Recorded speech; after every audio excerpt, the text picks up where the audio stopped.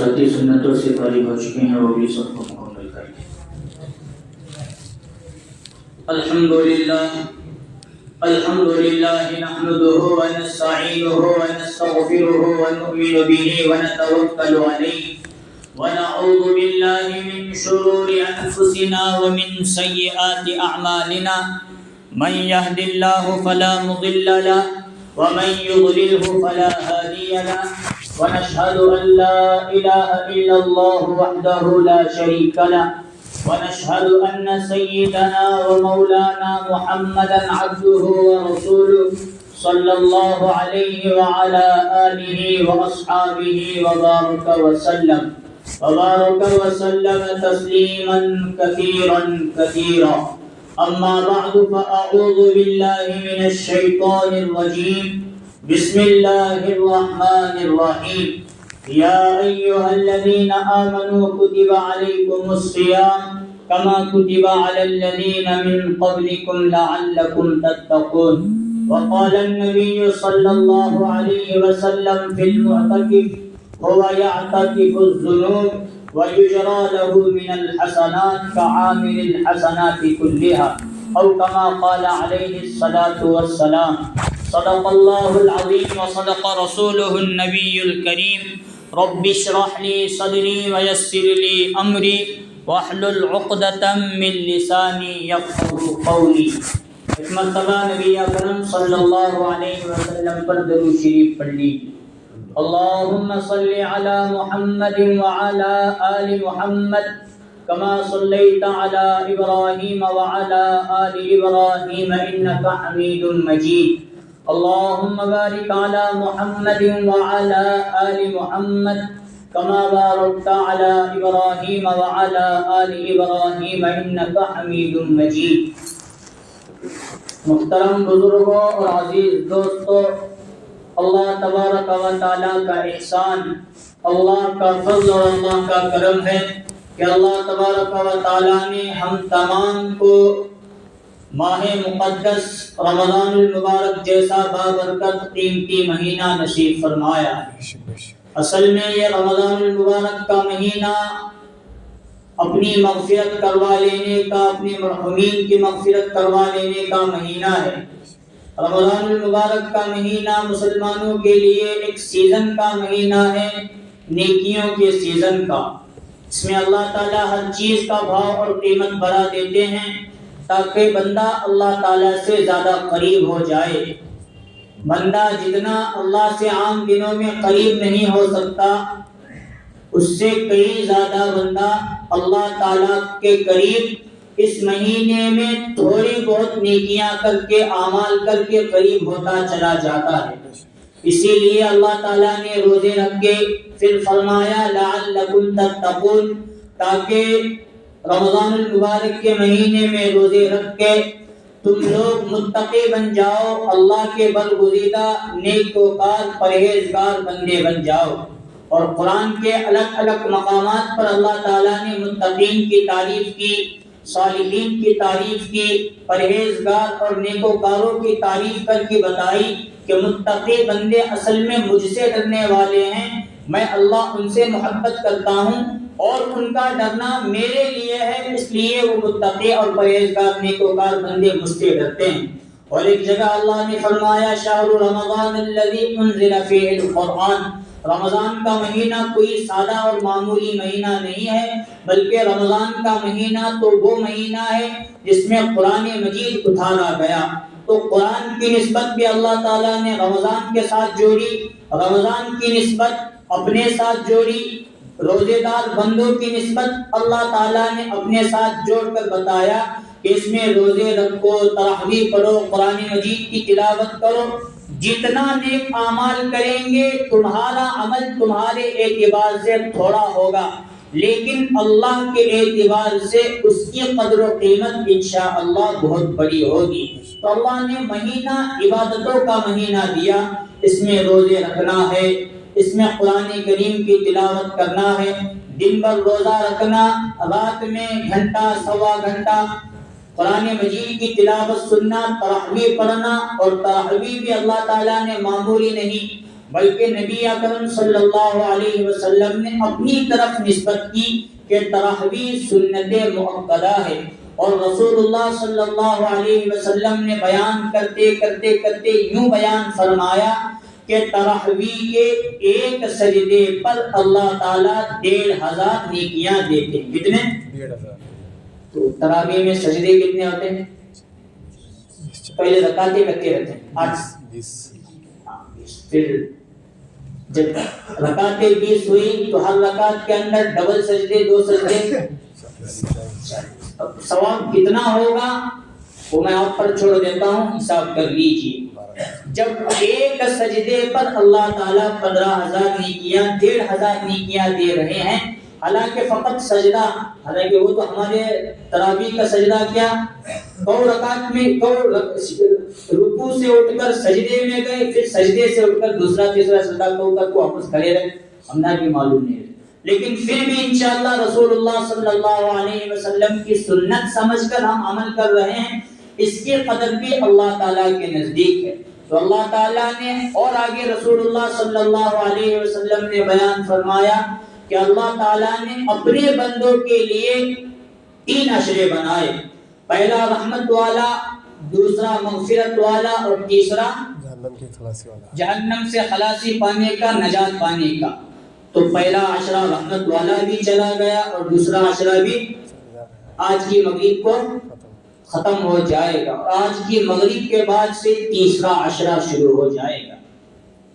اب پہلے 2 عشروں کے مقابلے میں تیسرے عشرے کے اندر اللہ تعالیٰ نے اہم عبادتیں رکھی ہیں، جو خاص طور پر نہ عام مہینوں میں ہیں، جو خاص طور پر جو 20 روزوں تک بھی نہیں ہے، وہ عبادتیں اللہ تعالیٰ نے آخری عشرے میں رکھی۔ رسول اللہ صلی اللہ علیہ وسلم کی زندگی بھر کا معمول اعتکاف کرنے کا تھا۔ اعتکاف کہتے ہیں اپنے گھر سے نکل کر اللہ کے گھر میں آ جانا اور اللہ کے گھر میں قیام کرنا، اس کو کہتے ہیں اعتکاف کرنا۔ اور رمضان المبارک کے آخری عشرے کا اعتکاف سنت مؤکدہ علی الکفایہ ہے۔ کیا ہے مطلب؟ یہ علی الکفایہ کا مطلب یہ کہ یہ ایسی سنت ہے،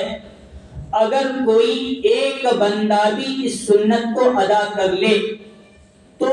پوری بستی، پورے محلے اور مسجد کے اطراف میں جتنے بھی گھر ہیں وہ تمام کے تمام گناہ سے بچ جائیں گے۔ اور اگر ایک بندے نے بھی پورے عشرے کا، آج کی تراویح آج کی مغرب کے بعد سے 21ویں روزے کی ابتدا ہو جائے گی، تراویح کی ابتدا ہو جائے گی، تو اس سے پہلے اور احتیاطاً عصر کے فوراً بعد یا غروب ہونے سے پہلے کسی بھی حالت میں اعتکاف کرنے والے حضرات اعتکاف کی نیت کر کے مسجد کے اندر آ جانا۔ اب ان کا اعتکاف شروع ہوا، اور میں نے کہا یہ اعتکاف رسول اللہ صلی اللہ علیہ وسلم کی سنت ہے۔ مدینہ منورہ کے قیام میں رسول اللہ صلی اللہ علیہ وسلم سے کبھی یہ اعتکاف کی سنت نہیں چھوٹی۔ اسی لیے علماء لکھتے ہیں کہ سنت اتنی اہم سنت ہو گئی کہ اس کو سنت علی الکفایہ کہنا پڑا، یعنی اگر کوئی ایک بندہ بھی ادا کر لے پورے سے ذمہ داری ساقط ہو جائے گی، اور اگر ایک بندہ بھی ادا نہ کرے تو تمام کے تمام بستی والے، محلے والے، مسجد کے اطراف میں جتنے گھر ہیں وہ تمام کے تمام کیا ہو جائیں گے؟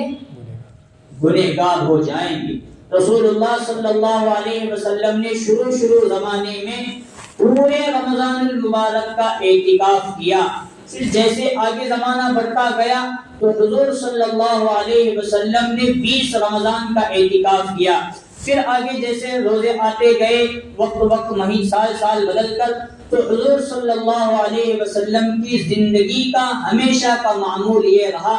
آخری عشرے کا اعتکاف کرنے کا۔ اور آخری عشرے کا اعتکاف کرنا کس وجہ سے؟ حضور صلی اللہ علیہ وسلم نے فرمایا،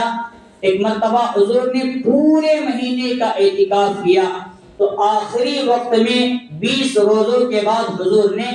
ترکی خیمے سے سر مبارک باہر نکال کر صحابہ اکرام سے مخاطب ہو کر فرمایا میں نے پہلے عشرے کا اعتکاف کیا شب قدر کی تلاش کے لیے، تو پہلے عشرے میں مجھے شب قدر نہیں ملی، میں نے شب قدر ہی کی تلاش میں دوسرے عشرے کا اعتکاف کیا تو دوسرے عشرے میں بھی مجھے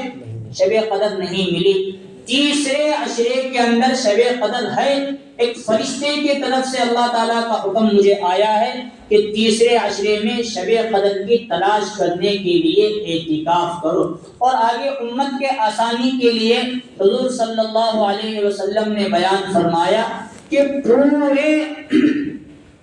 9 دن ہو یا 10 ہو پورا عشرہ تلاش کرنے کی ضرورت نہیں، تا قراتوں کے اندر تلاش کرو، تا قراتوں کے اندر اللہ تعالیٰ نے شب قدر کو رکھا ہے، 21ویں پھر 23 25 27 اور 29، اس کو کہتے ہیں تا قراتے۔ ان تا قراتوں کے اندر شب قدر کو تلاش کرو۔ اور شب قدر کیا ہے؟ قرآن مجید میں خود اللہ تعالیٰ نے مکمل ایک سورۃ القدر کے نام سے اتاری نازل فرمائی، انا انزلناہ فی لیلۃ القدر وما ادراک ما لیلۃ القدر لیلۃ القدر خیر من الف شہر۔ لیلۃ القدر شب قدر وہ ایسی رات ہے کہ 1000 مہینوں سے بہتر ہے، تنزل الملائکۃ والروح فیہا بِإِذْنِ رَبِّهِمْ مِنْ كُلِّ امر۔ شب قدر کی رات میں لیلۃ القدر میں ملائکہ نازل ہوتے ہیں، اور ملائکہ کے ساتھ فرشتوں کے ساتھ حضرت جبرائیل ان کے سردار بن کر پھر دنیا میں واپس تشریف لاتے ہیں۔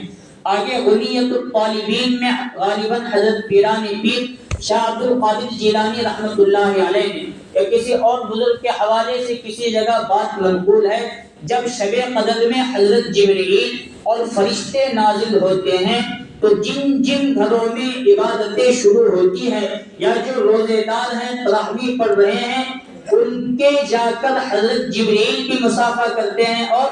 فرشتے بھی مصافحہ کرتے ہیں، لیکن ان گھروں کے اندر حضرت جبرائیل نہیں جاتے یا فرشتے نہیں جاتے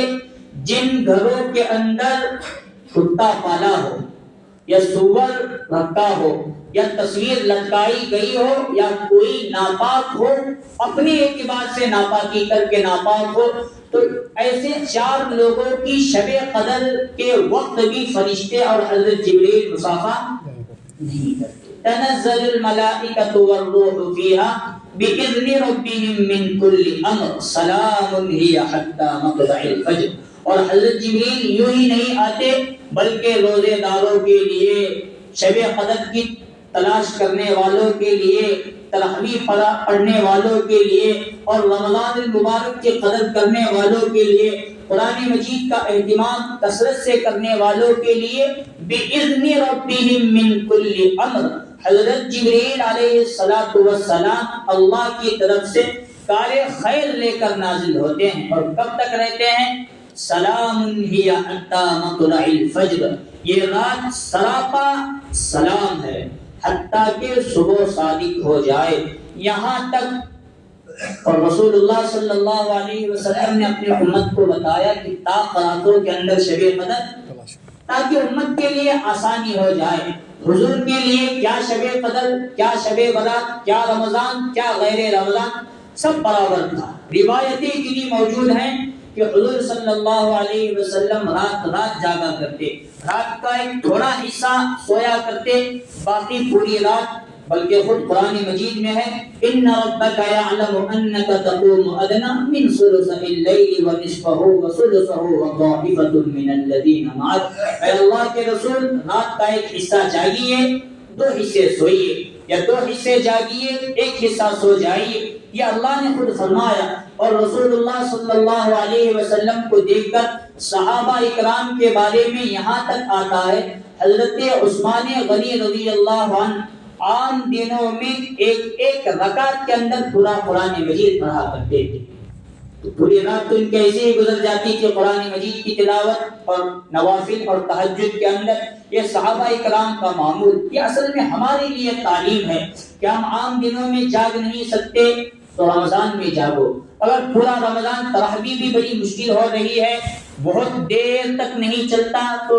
سوا گھنٹہ، 1 گھنٹہ، 1.5 گھنٹہ تراویح پڑھو، پھر آخری عشرے میں طاق راتوں میں جاگنے کا اہتمام کرو تاکہ تمہیں شب قدر مل جائے۔ اور شب قدر معمولی نہیں، تنزل الملائکہ، لیلۃ القدر خیر من الف شہر، ایک شب قدر 1000 مہینوں سے بہتر ہے، اور اس میں تھوڑا بہت بھی عبادت کر لینا گویا 1000 مہینے دن اور رات عبادت کرنے کے برابر ثواب اللہ تعالیٰ۔ بولو کیا کرتے ہیں؟ بیچ میں جگہ خالی ہے، یہاں بہت ساری جگہ خالی ہے، پیچھے لوگ بیٹھے، بچے چھوڑ کر بڑے حضرات اندر آ جائیں، کیونکہ رمضان کا مہینہ، جمعہ میں بھی زیادہ لوگ آتے ہیں، پھر آنے والوں کے لیے تکلیف ہوتی ہے، پھر کود کر جانا، گردن پھلانگنا اچھی چیز نہیں رہتی۔ آ جاؤ اندر، اور سر آ جاؤ۔ تو رسول اللہ صلی اللہ علیہ وسلم نے تعلیم دی، شب قدر طاق راتوں میں تلاش کرو۔ الحمدللہ اعتکاف میں بیٹھنے والے حضرات کو یہ غنیمت مل ہی جاتی ہے، کر ہی لیتے ہیں، لیکن ہم لوگ اگر جاگے تو بہت غنیمت ہے۔ چلو کسی وجہ سے اتنا بھی نہیں ہوتا تو خاص طور پر آخری عشرے میں عشاء کی نماز بھی جماعت کے ساتھ ہونا، تراویح بھی ہونا، اور صبح کی جماعت بھی جماعت کے ساتھ، بغیر جماعت کے نہیں۔ تو انشاءاللہ یہ جماعتوں کے ساتھ پڑھنے کی وجہ سے بھی باقی عام دنوں میں روایت موجود ہے، جو بندہ عشاء کی نماز جماعت کے ساتھ پڑھتا ہے، جو صبح کی نماز جماعت کے ساتھ پڑھتا ہے، تو عشاء کی وجہ سے آدھی رات کا ثواب، اور صبح کی جماعت کے ساتھ پڑھنے کی وجہ سے، یہ تو عام دنوں کی بات ہے۔ اگر ہم رمضان کے آخری عشرے میں تراویح، عشاء کی نماز بعد جماعت پڑھیں گے تو انشاءاللہ وہ روایت یہاں بھی فٹ ہوگی، تو کچھ اور نہ کرے، نہ قرآن پڑھے، نہ نوافل پڑھے، نہ تہجد پڑھے، کچھ نہ پڑھے، بس رمضان کی جو عبادت ہے، عشاء کی نماز جماعت، تراویح کی نماز جماعت اور صبح کی نماز جماعت پڑھنے کی وجہ سے شب قدر کی عبادت کا ثواب بھی انشاءاللہ ہم ملے گا، مطلب چھوڑنے کا نہیں، تلاش کرنے کا، پھر اپنے اعتبار سے 2-4 رکعت اضافی کے ساتھ پڑھیں گے، شب قدر کے تلاش کے اندر بہت زیادہ چیز ہو جائے گی۔ میں اصل میں وہ بات بیان کر رہا تھا کہ رسول اللہ صلی اللہ علیہ وسلم شب قدر کی تلاش میں اعتکاف کرتے تھے۔ حضور نے پہلے عشرے کا بھی فرمایا، دوسرے کا بھی فرمایا اور تیسرے کا بھی فرمایا، اور حضور نے فرمایا کہ اعتکاف کا مقصد یہ ہے کہ شب قدر لیلۃ القدر کو تلاش کرنا ہے،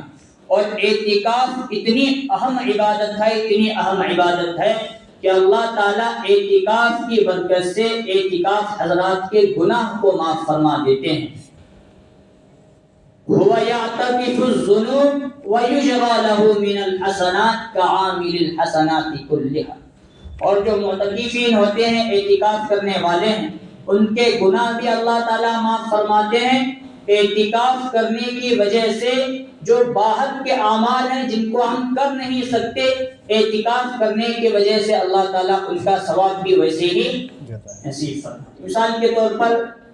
پہلے تھا، اب ختم ہو گیا، کوئی شخص بیمار ہوتا تھا تو جماعت کی شکل وغیرہ میں جا کر اس کی عیادت کرتے تھے، بہت کم ہو گیا، چلو اعتکاف میں بیٹھے ہیں، کروں گے نہیں کروں گے، انشاءاللہ اعتکاف کی وجہ سے اس کا ثواب بھی۔ اسی طرح اعتکاف میں بیٹھنے والے حضرات گشت نہیں کر سکتے، گشت کا ثواب بھی ملنے والا۔ نماز جنازہ 2 قرات ثواب ہے،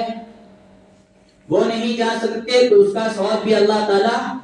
مفت میں اعتکاف کی برکت سے نصیب فرمانے والے ہیں۔ تو اعتکاف یہ بہت اہم اور عظیم الشان عبادت ہے، اس کو صحیح طریقے سے کرنا، ادا کرنا، یہ تو آخری عشرے میں سنت مؤکدہ اعتکاف ہے، اس کو اکثر لوگوں کو کرنا چاہیے۔ چلو مان لیتے ہیں اگر کسی وجہ سے اس کی بھی توفیق نہیں ہوئی، 1-2 حضرات نے کر لیا، لیکن علماء نے بیان فرمایا ہے جب بھی مسجد کے اندر آؤ تو اعتکاف کی دعا پڑھو، جتنا وقت 5 منٹ ہو، 10 منٹ ہو، آدھا گھنٹہ ہو، 1 گھنٹہ، جتنا بھی وقت ہم مسجد میں رکیں گے رہیں گے انشاءاللہ اس دعا کی وجہ سے اعتکاف کا ثواب بھی کیا اعتکاف کی دعا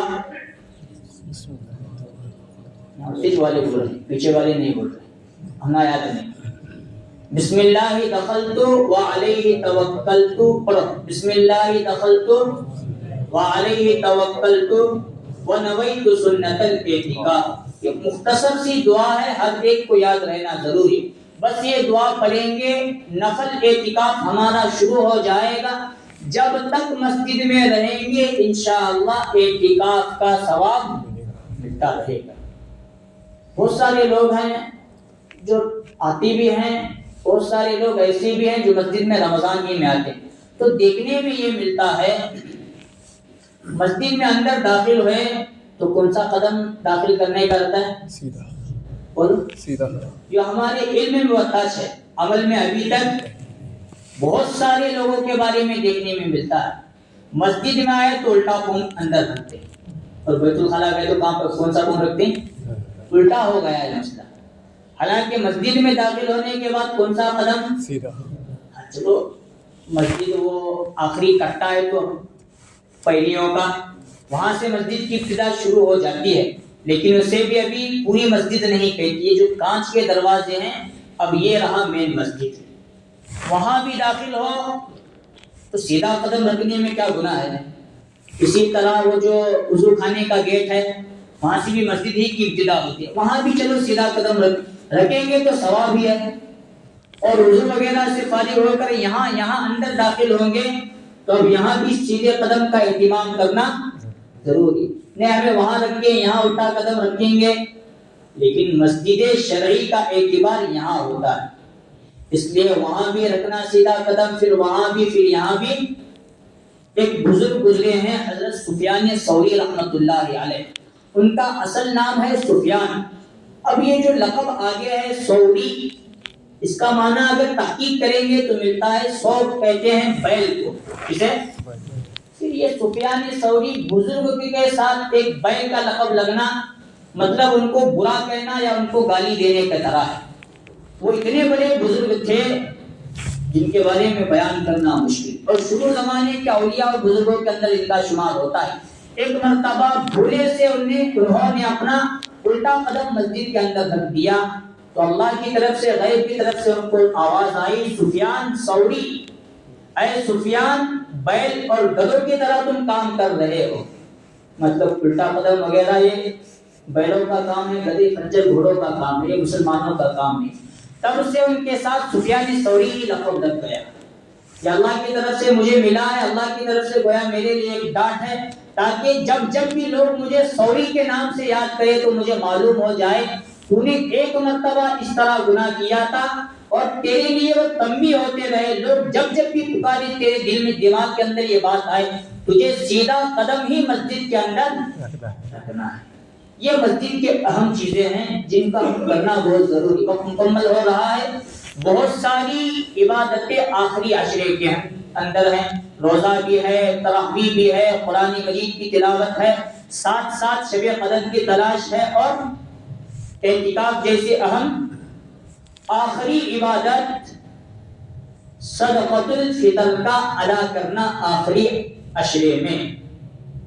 نہیں میں عید کی نماز سے پہلے ہی دینے والا بعض لوگوں کی حالت یہاں دیکھا یہاں سے ہم لوگ عید کی نماز کو نکلتے ہیں وہاں ٹھہرے رہتے ہیں مولانا یہ ہمارا فطرہ مسئلہ ہو کھالو تو جلک اور بہت سارے غافلین ایسے بھی ہیں ایک جیب میں سے نکال کو بیان سنتے ہی تو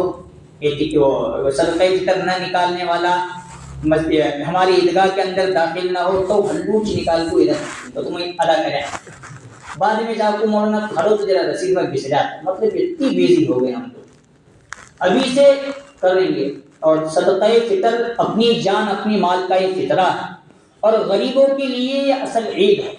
ہم اپنی جان مال کا فطرہ نکال کر غریبوں تک پہنچائیں گے اگر ابھی 2-3 دن کے اندر پہنچائیں گے تو پیسے ان کے پاس غریبوں کے پاس جمع ہو جائیں گے بیواؤں کے پاس یتیموں کے پاس مفلسوں کے پاس تو پیسے جمع ہونے کے بعد اپنے عید کا انتظام اور بندوبست کر لیں گے تب نکالیں گے تو ہماری تو عید ہو گئی لیکن ان غریبوں کی عید کب ہونے والی بقرعید میں اس لیے ابھی سے اس کا اہتمام کرنا ضروری۔ صدقہ فطر ہر مسلمان پر جو مالدار ہو یا جس کے پاس ضرورت اصلیہ سے زیادہ سامان ہو، یہ ضرورت اصلیہ سے زیادہ سامان سمجھ میں نہیں آتا تو چھوڑو۔ صاحب نصاب جس کے پاس 52.5 تولہ چاندی یا 7.5 تولہ سونا، اس کو کہتے ہیں مالدار ہونا شریعت میں۔ اور 52.5 تولہ آج تو چاندی 40 45 50 ہزار کے اندر آ جاتی ہے۔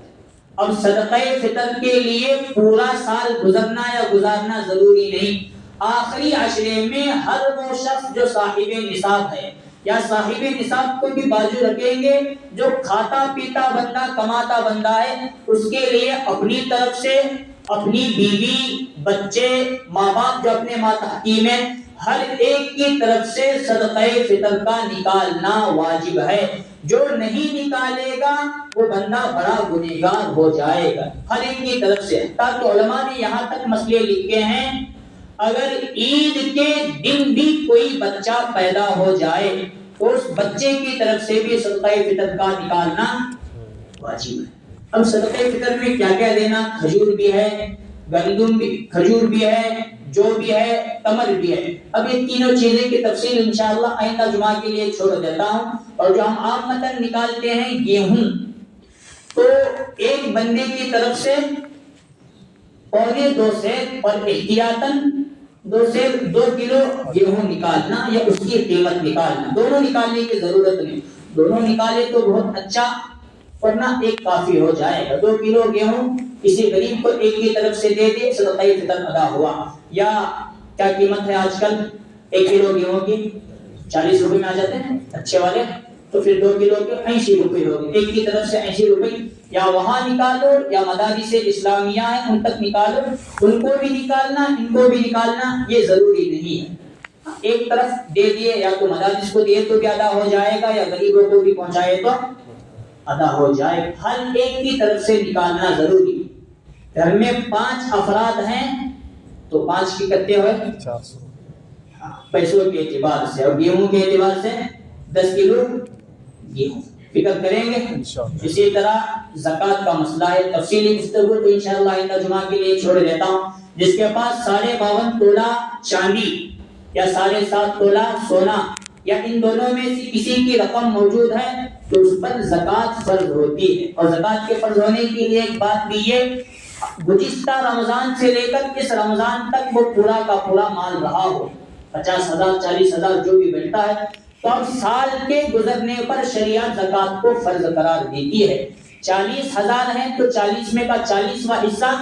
1,000۔ بس شریعت بہت سہولت کے ساتھ معاملہ حل کر رہی ہے۔ 40,000 ہیں تو 40,000 میں سے 1,000 مستحقین تک پہنچاؤ، 39,000 اپنے پاس رکھو، اس کے تم مالدار، تم اس کے مستحق ہو، تم اپنا مال اپنے پاس رکھو۔ لیکن جو اللہ کی طرف سے دیا ہوا مال ہے 40واں حصہ وہ غریبوں تک پہنچانا بہت ضروری۔ اللہ تبارک و تعالی ان کئی ہوئی تمام باتوں پر عمل کی توفیق نصیب فرمائے۔ آخری عشرہ شروع ہو چکا ہے، الحمدللہ مدارس کے پوکیا بھی میرے پاس موجود ہے، یہاں نکالے یا اپنے رشتہ داروں میں، پڑوسیوں میں، اڑوس پڑوس میں جو غریب فقراء یتیم بیوہ وغیرہ جو مستحقین زکوٰۃ اور صدقہ فطر ہیں ان تک اللہ تعالی ہم تمام کو اپنا مال نکالنے کی توفیق نصیب فرمائے۔ رمضان المبارک کی قدردانی کی توفیق نصیب فرمائے، قرآن کی تلاوت کا اہتمام اور تراویح کا اہتمام نصیب فرمائے۔ آمین وآخر دعوانا الحمد للہ رب العالمین۔